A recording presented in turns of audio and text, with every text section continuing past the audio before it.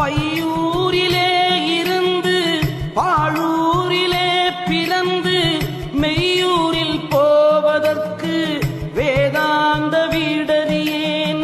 மெய்யூரில் போவதற்கு வேதாந்த வீடறிந்தால் பையூரும் மெய்யூரும் என் கண்ணம்மா பாழாய் முடியாவோ.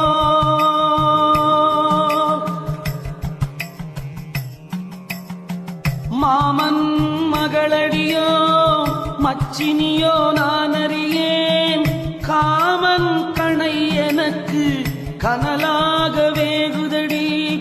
மாமன் மகளாகி மச்சினி